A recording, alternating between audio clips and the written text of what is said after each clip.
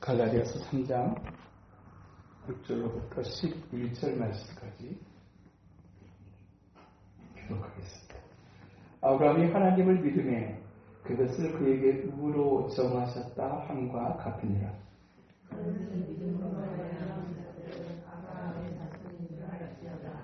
또 하나님이 이방을 믿음으로 말미암아 의로 정하실 것을 성경이 미리 알고 먼저 아브라함에게 복음을 전하되 모든 이방인이 너로 말미암아 복을 받으리라 하였느니라.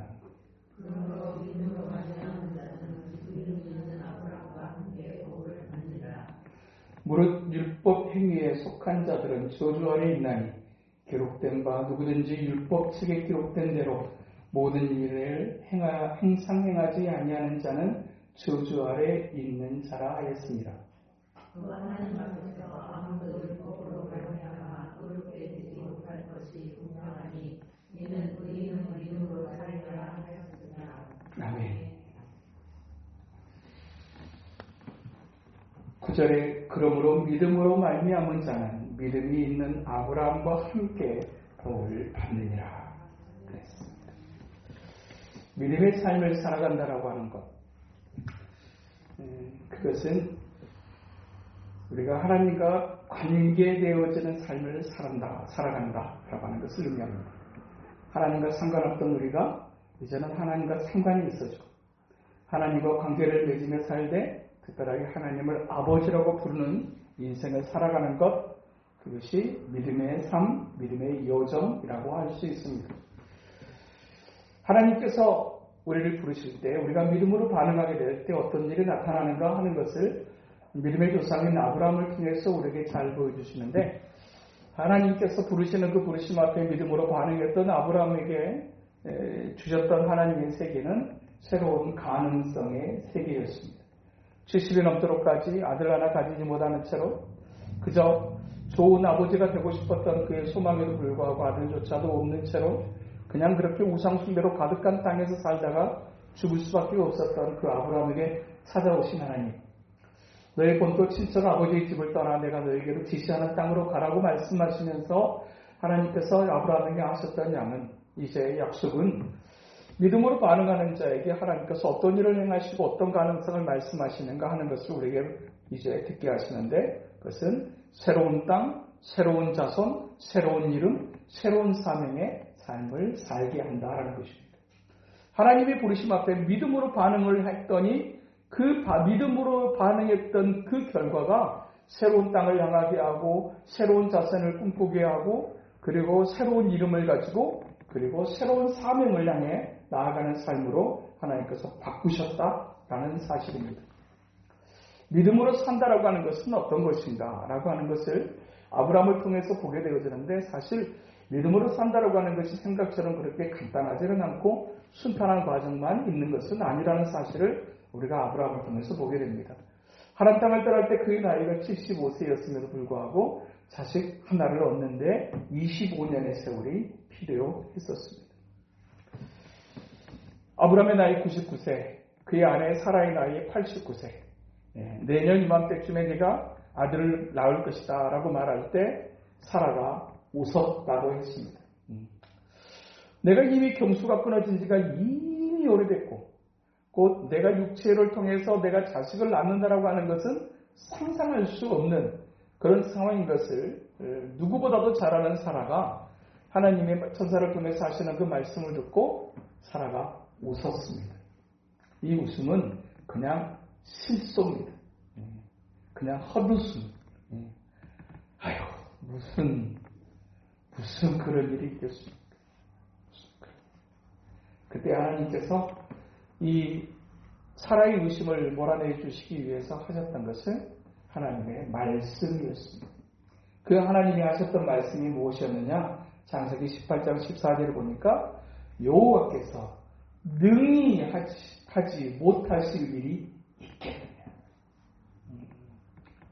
하나님이 하신다고 하게 되면 능히 하지 못하실 일이 있겠느냐.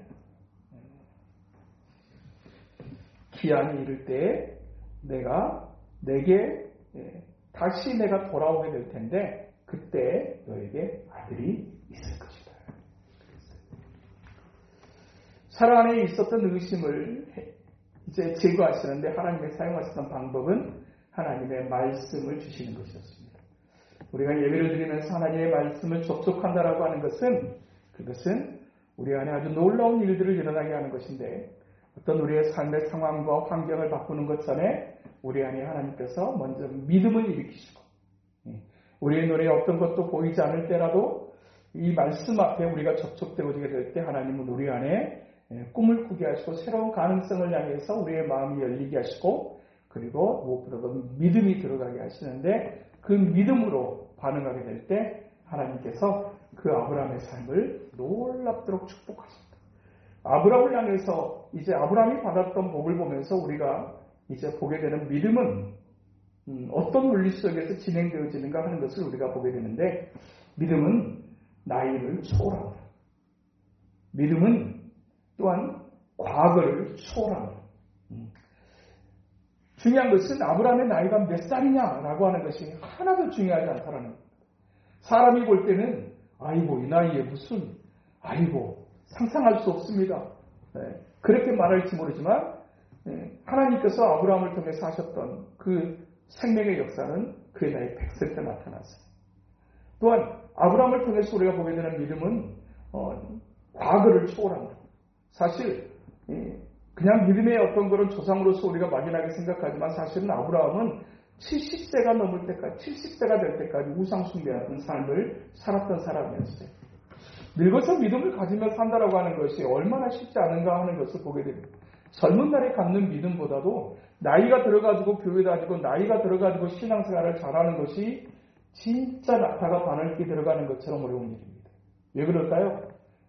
오래 살면 살수록 자기 생각과 자기 주관이 뚜렷해지기 때문에 그냥 속된 표현으로 자기 고집이 꽉 차 있어요. 자기 생각으로 가득해요. 그 자기 생각의 그 자리에다가 하나님의 생각을 집어넣고 그것이 들어가는 일은 그것은 아주 굳은 땅에다가 믿음의 역사를 일으키는 것과 같은 것이에요. 어린아이들에게 말씀을 전하게 되면 그 어린아이들의 마음밭은 부드러운 것 같아서 쉽게 들어가고 쉽게 그것이 믿음으로 정착할 수 있지만 나이가 들어가는 사람에게 나이 든 사람에게 믿음이 들어가는 일 그것은 결코 쉬운 일이 아니에요. 그렇지만 하나님이 역사하시면 하나님께서 아브라함에게 나타나셔서 70세, 75세 때에 말씀하시게 될 때 그가 그동안에 70년이 넘는 시간 동안 했던 그 우상 숭배의 삶을 청산하고 믿음의 반열에 들어갈 수 있었어요. 믿음이라고 하는 것은 과거를 초월하게 만들고 그리고 믿음이라고 하는 것은 나이를 초월하게 만들고 심지어 믿음이라고 하는 것은 환경도 초월하게 하신다. 아브라함이 이 하나님의 약속, 하나님의 축복을 받았던 장소는 가나안이었습니다. 이 가나안은 사실 그가 알고 있는 사람, 의지할 수 있는 사람, 그를 도와줄 수 있는 사람이 하나도 없는 것, 그것이 가나안이었어요. 그러니까 우리가 뭔가 일을 해보려고 하게 되게 되면 뭔가 이렇게 좀 도와주는 사람이 있고 뭔가 좀 나를 알아주는 사람이 있고 그런 것을 통해 사실은 우리가 뭔가를 시작할 수 있다라고 하는 그런 어떤 가능성을 꿈꾸거든요. 그런데 내 옆에 아무도 없어요. 아는 사람도 없고 도와주는 사람도 없고 그렇게 챙겨주는 사람도 아무도 없는 것 그것이 가나안이었어요. 그런데 하나님께서 역사하시면 믿음으로 반응하는 자에게 하나님이 역사하시면 장소도 쓸데없고 장소도 초월해서 하나님은 하나님의 일을 이루시고 하나님의 복을 주시는 거라는 사실을 오늘 우리에게 말씀해 주고 있어요. 믿음으로 산다라고 하는 것 그것은 원리를 붙잡고 살아가는 삶입니다. 하나님께서 예수님께서도 역시 이 땅에서 놀라운 어떤 이제 이적적인 역사들을 이루시게 될 때 가장 많이 사용하셨던 표현 중에 하나가 내 믿음대로 되지어라라고 하는 것이었어요. 너에게 어떻게 그런 불가능한 일이 일어날 수 있었을까? 네 믿음 때문이었다라고 말씀하세요. 그러니까 믿음은 우리 안에 있는 가능성, 우리 안에 꿈꿀 수 없는 것들을 우리의 삶으로 끌어당기는 아주 거룩한 통로가 되고 기초가 된다는 사실을 오늘에게 말씀해 주고 있어요. 그러면 믿는다고 하는 것은 어떤 것인가? 라고 하는 것을 우리가 히브리서 11장 1절을 통해서 우리가 보게 되는데 믿음은 바라는 것들의 실상요, 보이지 않는 것들의 증거라고 그랬어요. 믿는다라고 하는 것은 어떤 것이냐? 바라본다, 기대한다 라고 하는 것이다. 어떤 사람이 믿음이 있는 사람인가? 뭐 성경을 몇 번 읽었다 이게 아니고 하나님을 향한 여전한 기대를 가지고 있는 사람, 그게 믿음 있는 사람입니다. 할렐루야. 예. 믿음은 바라보며 법칙이에요. 믿음은 어디를 바라보느냐? 내 환경을 바라보고 내 상황을 바라보고 내가 가지고 있는 능력에 초점을 맞추는 것이 아니라 하나님의 말씀에 의지하여 하나님을 바라보는 것, 하나님이 주신 소망을 붙잡는 것, 그것이 믿음입니다. 그 믿음으로 산다라고 하는 것은 하나님께서 주시는 가능성의 약속의 말씀 앞에서 목표를 설정하고 그리고 그 목표에 집중하며 하나님께서 내게 그렇게 말씀하셨어 라고 하는 그 말씀에 매이고 그 말씀에 집중하는 삶을 살아가는 것, 그것이 믿음의 사람의 모습인 것을 아브라함을 통해서 우리에게 말씀해 주세요. 얼마나 많은 시간이 지났어요. 25년이라고 하는 그 기가 막힌 시간이 지났어요. 그런데도 불구하고 아브라함이 믿음이 없어지지 않았다라고 로마서 기자는 얘기해요. 로마서 4장 19절에서 21절에 보면 이렇게 아브라함의 믿음을 정의해줘요. 그가 100세나 되어 자기 몸이 죽은 것 같고 사라의 배가 죽은 것 같음을 알고도 믿음이 약하여지지 아니하고 믿음이 없어 하나님의 약속을 의심하지 않고 믿음으로 견고해져서 하나님께 영광을 돌리며 약속하신 그것을 또한 능히 이루실 줄을 확신했다라고 성경은 기록해요. 그러니까 이 아브라함의 믿음이 비록 나이 들어서 한참 노년에 이제 하나님을 믿고 하나님의 약속의 말씀을 붙잡고 살아가는 삶이었지만 그의 믿음이라고 하는 것이 어떻게 그런 놀라운 일들이 일어날 수 있었을까라고 하는 그 이유 하나를 그의 환경, 그의 조건, 그의 어떤 그런 육체적인 나이의 어떤 그런 건강도 이것에 따른 것이 아니고 오직 믿음으로 그 믿음 하나밖에는 얘기할 것이 없었는데 그 믿음 하나 그것을 통해서 하나님은 상상할 수 없는 일들을 이루시고 그 믿음을 통해서 하나님은 그의 생명을 그리고 그의 후손들을 한 민족으로 만드는 역사를 이루셨다고 말씀하세요. 오늘 우리가 믿음으로 살아간다라고 하는 것이 어쩌면 때로는 우리가 금요일 밤에 살폈던 것처럼 60년이 넘도록 정말로 하나님 앞에서 약속하신 땅에 들어가서 딱 한 평도 가지지 못했던 그런 어떤 초라한 모습이었을지 몰라요. 100세 때 아들을 얻었으니 도대체 내가 몇 살을 살 것인가 라고 계산을 해보면 사실은 깎아본 일이거든요. 그럼에도 불구하고 그 믿음을 여전히 확신하며 살았더니 하나님께서 상상할 수 없는 일들을 펼쳐나가시더라는 사실을 이렇게 성경을 통해서 아브라함을 통해서 우리에게 말씀하십니다. 시실한 하나님의 사람 성 어거스틴은 이렇게 믿음을 정의했어요. 믿음은 우리가 보지 못하는 것을 믿는 것이고 이 믿음의 보상은 우리가 믿는 것을 보는 것이다 라고 그랬어요. 너희가 믿느냐? 보게 될 것이다. 우리는 이 말씀을 믿습니다. 지금 우리의 눈앞에 보이지 않아도 우리가 믿음을 가지고 나아가게 될 때 우리가 그렇게 믿으며 소망하며 기도했던 그것이 마침내 현실로 나타나게 되는 것을 보게 되는 날이 올 것이다.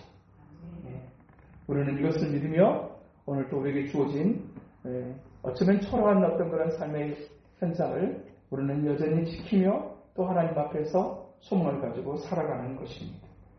믿음으로 산다라고 하는 것은 어떤 것인가? 라고 하게 될 때 아브라함을 통해서 우리가 보게 되는 한 가지 교훈이 있다면 원리가 있다면 믿음은 긍정적인 언어와 함께 간다는 것입니다. 하나님께서 싫어하시는 말씀, 기뻐하시는 말씀이 있는 것 같아요. 하나님께서 싫어하시는 말씀은 어떤 말씀이냐? 어떤 걸 싫어하시느냐? 하나님은 부정적인 말을 싫어하신다. 할렐루야.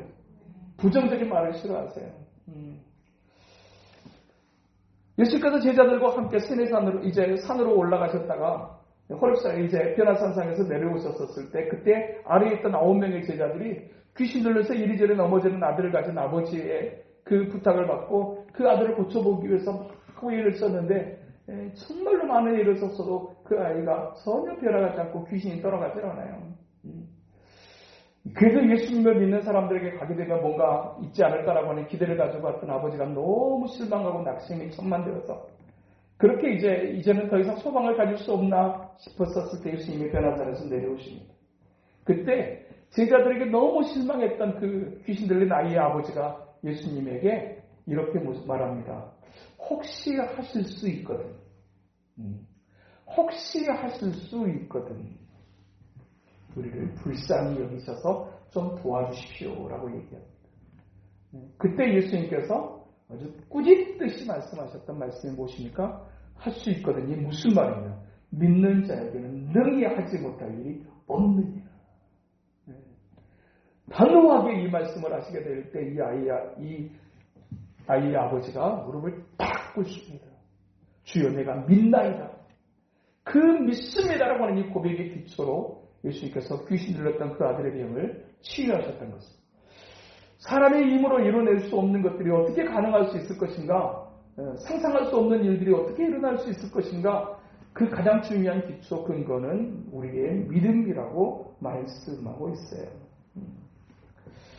그 믿음에만 그냥 아주 짧은 단순한 고백, 그냥 주여 내가 믿나이다라고 하는 이 단순한 믿음의 고백을 기초로 해서 주님께서 평생에 해결하지 못했던, 예수님의 제자들도 해결하지 못했던 문제를 단박에 해결하시는 것을 보면서 혹시 무엇을 하실 수 있거든 우리를 좀 불쌍히 여겨서 도와주십시오라고 얘기했던 정말 의혹에 가득 찬 의심찬 그의 그 고백을, 부정적인 고백을, 의심에 찬 고백을 주님께서 아주 단호하게 정리하셨어요. 하나님의 사람들은 항상 긍정의 언어를 중요하게 얘기합니다. 사람은 말과 함께 갑니다. 할렐루야. 말이 굉장히 중요하다. 말은 사실 상대방을 향해서 하는 것이지만 사실은 가장 그 말을 먼저 듣는 사람은 나 자신이라는 사실. 부정적인 언어를 하게 되게 되면 그 언어를 가장 먼저 듣는 사람은 사실은 상대방이 전에 나이라는 사실. 이 안에 부정적인 것을 쌓을 것인가 아니면 긍정적인 것을 쌓을 것인가. 주님은 항상 우리에게 긍정을 말씀하십니다. 할 수 있다. 할 수 있다. 계속해서 우리에게 소망을 불어넣으시고 계속해서 가능성을 말씀하시고 그것을 믿는 것을 하나님께서 의로 여기시고 그것을 근거로 해서 주님께서 그 사람의 인생을, 아브라함의 인생을 복되게 하셨다라고 말씀하세요. 그러면 나의 삶이 하나님 앞에 복된 인생이 되어지기를 원한다고 하면 우리 안에 뿌리 뽑아야 될 것, 우리 안에 제거해야 될 것 한 가지가 있다면 그것은 우리 안에 부정적인 언어들을 우리가 제거하기를 힘써야 된다. 우리가 사실은 굉장히 부정적인 사람이거든요. 우리가 굉장히 이성적인 것 같지만 사실은 그 이성 안에는 굉장히 부정적인 어떤 그런 측면들이 굉장히 많이 있어요. 이걸 뭘로 바꿔야 되느냐? 하나님의 긍정으로 바꿔야 돼요. 단순하게 어떤 그런 마인드 컨트롤적인 차원이 아니라 내 말이 내 귀에 들린 대로 내가 너에게 행하겠다고 말씀하셨으니까 어떻게 해야 되겠습니까? 언어를 바꿔야 됩니다. 하나님이 기뻐하시는 믿음은 긍정적인 언어와 함께 간다는 사실을 우리가 보게 됩니다. 또 한 가지 믿음의 원리성에서 우리가 보게 되는 한 가지, 그것은 믿음은 기도와 함께 간다.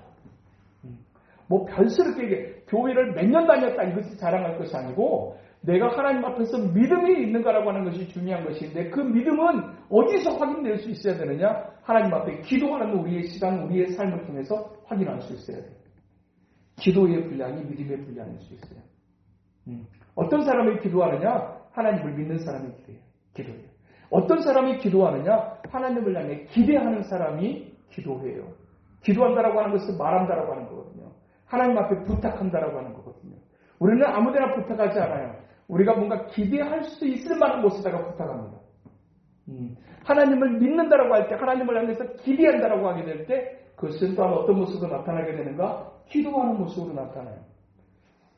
기대하지 않는 사람은 말하지 않아요. 하나님을 향한 기대가 없는 사람은 하나님 앞에 말하지 않아요.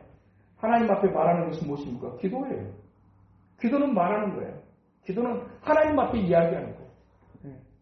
왜 하나님 앞에 이야기하느냐? 하나님을 향한 기대가 있기 때문에.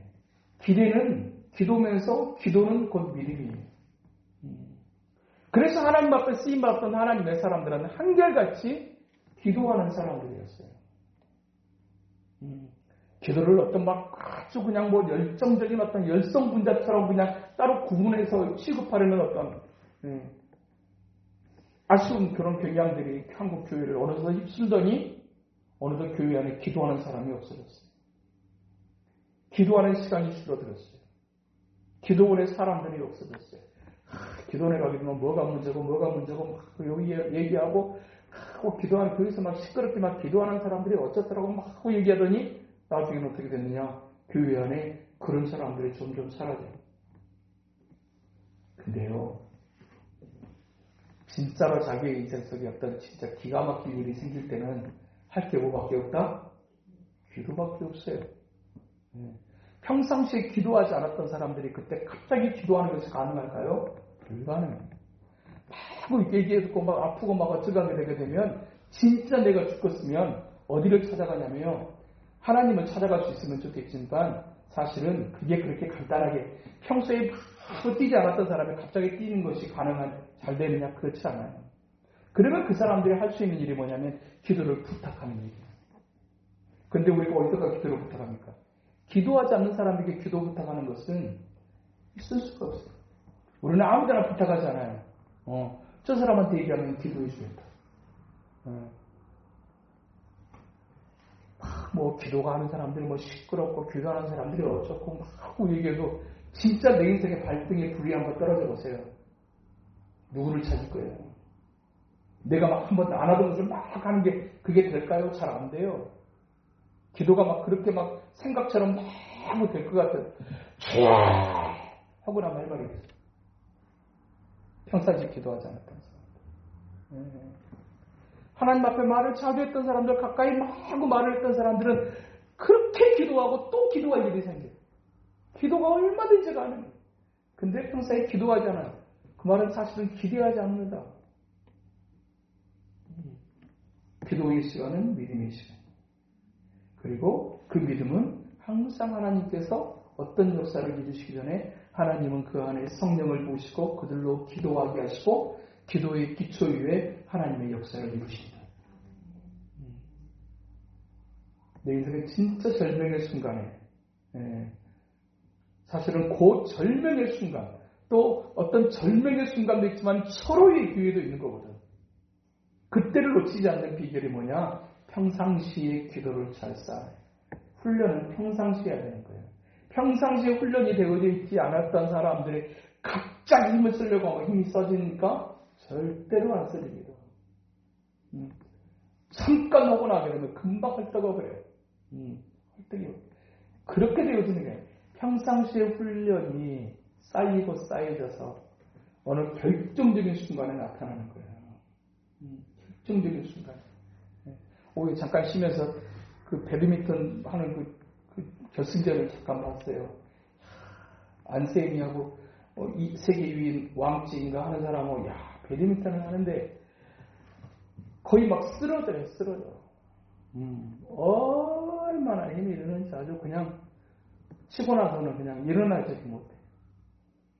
근데 결정적으로 딱 2점 차이로 이겨내는데 무슨 차이일까요? 물론 재능의 차이도 있겠지. 그렇지만 재능은 노력을 기초로 하지 않고서 그 재능은 발휘되어지는 법이었어요. 한 발 더 뛰는 사람이 이기는 거예요. 평상시에 하나님 앞에 평소의 훈련량이 어쨌느냐가, 평소의 기도량이 어쨌느냐가 절대 절명의 상황 속에 그리고 절호의 찬스 속에 반응할 수 있어요. 한결같이 믿으면은 역사가 나타나는데 그 믿음의 역사는 기도와 함께 간다. 라는 사실을 우리에게 성경은 가르쳐주고 있어요. 믿음은 또한 우리가 하나님을 믿습니다 할 때 아브라함이 그 복을 받았다고 얘기를 했어요. 그런데 세상의 복과 하나님의 사람이 받는 복은 어떤 차이가 있을까요? 세상의 사람들도 복을 받았다고 얘기해요. 잘 살면 복을 받았다고 얘기를 해요. 근데 그 세상의 복과 하나님 앞에서 받는 복이 현상으로는 비슷해요. 부욕하게 되어지고 강건하게 되어지고 복받았다라고 말하는 일들이 나타나요. 근데 세상의 사람들이 말하는 복과 하나님께서 말씀하시는 복은 어떤 차이가 있을까요? 사명의 차이가 있어요. 무슨 사명의 차이가 있느냐? 세상의 사람들이 받는 복은 전부 다 무엇과 관련이면 자기 영광과 관련되어 있어요. 자기 이름, 자기 영광과 관련있어요. 자기 명예와 관련되어 있어요. 그런데 하나님이 주시는 복, 하나님께서 역사하시는 복은 사명과 관련이 되어 있어요. 세상의 복은 절대적으로 자기 영광, 자기에게 집중되어 있어요. 그런데 하나님이 주시는 복은 자기를 통해서 흘러가는 복이에요. 그래서 아브라함을 향해서 내가 너로 인하여 복이 되게 할 것이라고 말씀하셨어요. 그러니까 아브라함만 복 받는 사람이 아니라 아브라함이 믿음의 복을 받으면 그 복은 반드시 주변으로 흘러간다. 사명과 관련되어 있어요. 그래서 아브라함이 믿음 있는 아브라함과 함께 믿음의 복을 받는다라고 말씀하세요. 그 복을 받아요. 그리고 그 복은 사명과 관련되어 있어요. 그냥 부자 되어지는 게 아니에요. 그러니까 뭔가 잘 된다 그러게 되면 반드시 기억해야 돼. 이렇게 하신 이유가 무엇일까? 분명히 이유가 있다. 내게 주신 이 많은 물질을 통해서 하나님께서 하시고자 하는 일이 있다는 사실을 잊지 말아야 돼. 이것이 흘러내려가지 않게 되게 되면 그게 냄새나게 되고 벌레가 일어나요. 반드시 섞습니다. 세상에도 역시 그런 복을 받은 사람들이 많은데 그 복에 딱 들여다보면 그 안에 벌레가 가득하고 냄새가 나고 이런 특징이 있어요. 하나님께서 주시는 복은 반드시 흘러가는 복이어서 냄새가 나지 않고 벌레가 흐를 일이 없어요. 왜냐? 흘러가기 때문이에요. 사명과 관련이 있어요. 우리가 정말로 복을 받았으면 좋겠습니다. 세상의 사람들이 잘된 것처럼 우리도 정말 잘 됐으면 좋겠습니다. 예, 저에게는 그 헛떡이는 사모함이 있어요. 진짜 하나님 앞에서 진짜 멋있는 부자가 한번 우리 안에서 일어났으면 좋겠다. 예, 진짜 잘 되면 어떻게 사는지를 한번 보여주는 하나님의 사람들이 우리 안에서 일어났으면 좋겠다. 야, 진짜 돈을 가지고도 많은 복을 받아가지고 진짜 욕먹는 그런 사람들이 있는가 하면 그 많은 복을 가지고 진짜로 칭찬받는 그런 사람이 있어요. 야, 진짜 멋있다. 잘 써야 멋있어요. 쥐고 있는 사람을 보고서 멋있다고 얘기하지 않아요. 어떤 사람이 멋있는 거냐? 똑같이 가지고 있는 것 같은데 그것을 흘려보낼 줄 아는 사람, 쓸 줄 아는 사람이 멋있는 사람이에요. 쓰고 죽자. 쥐고 죽지 말고 쓰고 죽자. 우리도 써볼 때 있잖아요. 쓸 때 단대걸 더 삭게 딱 보고 나면 같이 똑같이 먹는 밥인데 사는 사람의 이 가슴이 벌어진다. 뭔 말인지 알죠? 똑같이 먹는 밥인데 사면 사는 사람의 가슴은 벌어져. 그리고 아주 잘해. 그리고 아주 당당해. 아주 유쾌해. 막 받아먹고 막 얻어먹는 것이 막 좋은 것 같은데 쓰는 사람이 복이 있다. 그게 복이에요. 다 가지고 있다가 통장에다 묶어놓고 쥐고 있고 딱 쓰고 별별로 하는 사람, 그 사람 보고 멋진 인생 산다고 얘기 절대 얘기하지 않아. 마르지 않는 샘처럼 저 사람 가끔씩 궁금해질 때 있잖아요. 저 사람은 얼마나 볼까? 얼마나 있어도 저렇게 쓸까? 막 궁금해질 때 있잖아요. 잘 쓰는 사람에게 그 궁금증이 있어요. 하나님 주시는 복은 그런 특징이 있어요. 그 믿음으로 반응하고 믿음으로 그 하나님의 복을 받아. 그런데 이 믿음이 더 강해지는 방법이 뭘까? 성경을 통해서 몇 가지 얘기해 주는데 믿음이 더 성장되어지려고 하면 반드시 몇 가지 모습이 필요해요. 언제 사람이 성장을 하냐면요. 하나님의 말씀에 순종할 때 믿음이 성장합니다. 먼저 믿었기 때문에 믿음이 큰 것이 아니라는 거예요. 20년, 30년을 믿어도 믿음이 진짜 쫌스러운 사람이 있고요. 진짜 믿은 지 얼마 안 됐음에도 불구하고 진짜 멋지게 살아가는 사람들이 있는 것을 볼 수 있어요. 믿음은 언제 자라느냐? 하나님께서 오늘 내게 이렇게 말씀하셨어. 이 한 주간의 첫날에 하나님께서 내게 이렇게 말씀하셨어. 분별하며 살아라. 욕심을 조심해라. 구별하며 살아라. 말씀하시는 이 말씀을 딱 적용을 해요. 그때 믿음이 성장을 합니다. 믿음은 그냥 지식을 가지고 있다고 해서 성장하는 게 절대 아니에요. 그걸 적용하게 될 때 성장을 해요. 적용하게 될 때 성장을 해요. 그리고요, 믿음이 언제 강해지냐면요, 적용을 해가지고 그 적용했더니 하나님께서 이렇게 하셨다라고 하는 승리의 경험이 믿음을 더욱 견고하게 만듭니다. 먹어본 사람이 잘 먹어요. 먹어본 사람이 잘 먹어요. 이겨본 사람이 또 이겨요. 믿음으로 사는 것도 역시 그런 것이에요. 하나님께서 진짜로 불가능해 보이고 진짜 말도 안 되는 상황이고 어려운 상황이었는데 하나님께서 주는 감동을 따라 내가 이렇게 순종했더니 딱 하나님께서 이렇게 역사를 하셨어 라고 하는 이 신앙의 경험과 간증을 가진 사람들은 비슷한 상황에 놓여지게 될 때 믿음으로 반응하기로 합니다. 그 경험을 가지지 못한 사람들은 똑같은 상황 속에서 늘 전전긍긍할 수밖에 없어요.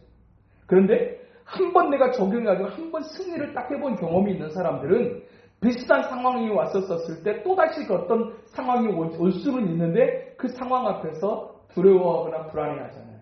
왜요? 예전에 내가 읽어봤던 경험이 있기 때문에. 네. 그래서 이긴 사람이 또 이겨요. 그래서 패배에 익숙해지면 안 돼요. 늘 뭐에 익숙해져야 되느냐? 이기는 것에 익숙해져야 돼요. 저도 이제 운동을 하는 사람으로서 꼭 실력이 다 거기서 거긴 것 같아요. 근데 메달을 따는 사람은 정해져 있어요. 실력의 차이가 아주 그냥 아니요 그렇지 않아요. 그런데 그 사람들이 꼭 메달을 따요. 왜 그럴까요? 그 사람들은 어떤 차이가 있냐면 실력은 비슷한데 근본적인 차이 하나가 있어요. 그 사람들은 이겨본 사람들이에요. 그 고비를 넘어본 사람들이에요. 먹어본 사람이 이제 또 잘 먹더라고. 이겨본 사람이 또 잘 이겨요. 나 전에 이겨봤어. 나 전에 메달 한번 따봤어. 이런 사람들이 또 메달을 따요. 신앙도 마찬가지. 내가 하나님의 말씀 앞에 적용해봤어. 진짜 말도 안 되고 진짜 어려운 상황이었는데 그래도 하나님 말씀하심으로 내가 그냥 눈물나게 그냥 그렇게 이제 적용을 하고 순종을 했더니 하나님이 이렇게 하셨어. 그 사람들은 당당해져요. 그 사람들은 겁이 없어져요. 왜냐? 네. 하나님 앞에 그렇게 했더니 하나님이 이렇게 하셨다라는 경험이 있기 때문이에요. 믿음은 그때 자라는 거예요. 승리한 경험을 가진 사람들의 믿음이 견고해집니다. 한 번도 그런 간증도 없고 그런 승리해본 경험이 없는 사람들은 비슷한 문제 만날 때마다 불안해요. 근데 한번 그 고비를 넘어보고 이겨본 사람들은 더 이상 그런 같은 비슷한 일로 인해서 두려워하지 않아요. 오히려 더 한번 왔네. 또 한 번 기회가 됐네. 딱 하고 들어가는 거죠. 이때 자라가는 거예요. 마지막으로 믿음은 언제 자라가느냐? 믿음의 사람들과 접촉을 많이 할 때 자라납니다.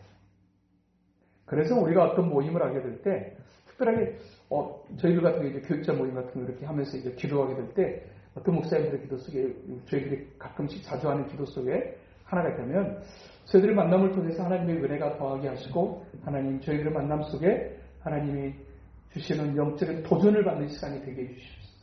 이 기도를 구하고 하거든요. 어떤 목사님을 보니까, 진짜 저렇게 해야 되겠구나. 라고 도전을 주는 사람이 있어요. 그런 사람들을 가까이 하고, 내가 도전을 받는다. 저 사람이 진짜 훨씬 더 어려운 것 같은데, 별볼이 없는 것 같은데, 별거 아닌 것 같은데, 저 사람이 하는 걸 보니까, 저렇게 해야 되겠구나. 라고 하는 어떤 그런 감동이 올 때, 이걸 도전이라고 하는 거예요. 그런 사람들을 가까이 하고, 그런 사람들을 많이 접촉하게 될 때, 우리 안에 믿음이 자라납니다. 그냥 내가 누구를 만나는 삶을 살아가느냐? 이것에 따라서 내가 승리의식을 갖기도 하고 패기의식을 갖기도 해요. 매일 실패한 사람들하고 옆에서 가까이 해봤자 어딜 게 있다. 근데 승리한 사람들의 이야기를 들으면 나에게도 소망이 생겨요.